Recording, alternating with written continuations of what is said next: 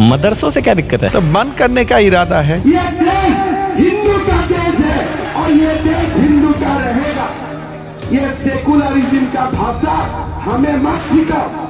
आपसे मुझको सेकुलरिज्म का भाषा सीखना नहीं है। आप लोग सुन लीजिए, असम में चाइल्ड मैरिज नहीं होने दूंगा जब तक मैं जिंदा हूँ।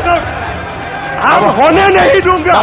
मेरे लिए, मैं असम से आया हूँ, ये मेरे लिए बहुत बड़ा मुद्दा है।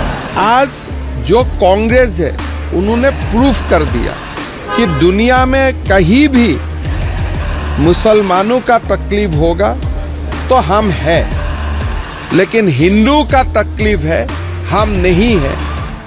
आगे जाके भी सनातन ही चलेगा और सनातन का आदर्श से ही ये देश मजबूत होगा।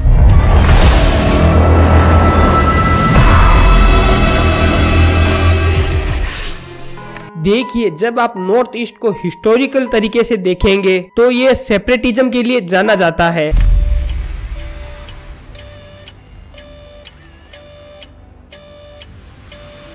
इन जनरल के लिए भी जाना जाता है।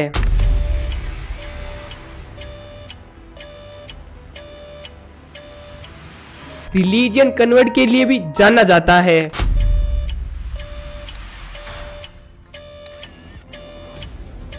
इंडिया की तरह से इटाई नॉर्थ ईस्ट रेसिज्म के लिए जाना जाता है। हेमंत विश्व शर्मा एक ऐसा फायर लीडर ब्रांड है जो योगी आदित्यनाथ के हिंदुत्व की चेहरे की तरह उभर रहे हैं।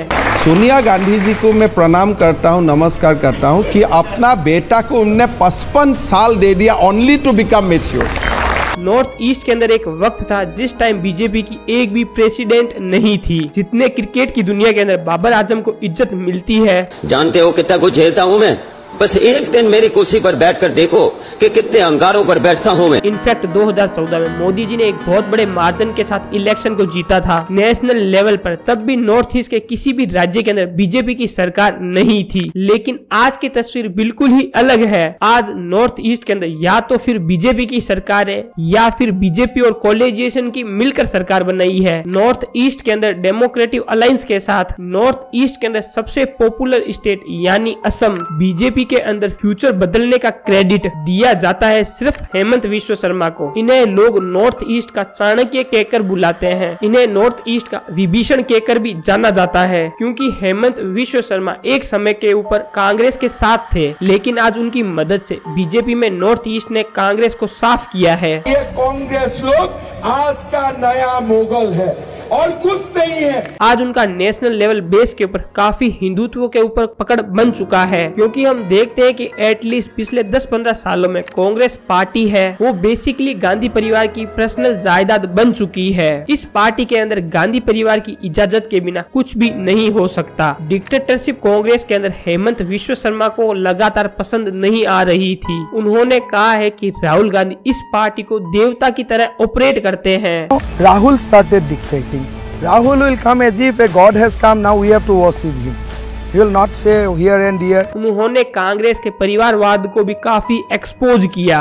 और कांग्रेस का जो एक कॉन्सेशन है कि मैं वो राजा हूँ, तुम स्टेट में राजा बन जाओ, तुम फिर स्टेट वाला लोग बोलेगा तुम जिले में राजा बन जाओ, जिले वाला लोग बोलेगा कि तुम पंचायत में राजा बन जाओ, और हमें एक ही लोग राजा बन के रहना है और हमें एक कोटरी जैसा बना के घूमना है। एक पार्टी में आप अगर है तो ये loyalty has to be towards a family. इसके बाद राहुल गांधी ने ईगो में आकर यह बात बोल दी कि भाई जाने दो, हमको आखिर फर्क क्या पड़ता है। फिर उन्होंने राहुल गांधी को लगातार एक्सपोज किया। Talk to him 7-8 times on face to face.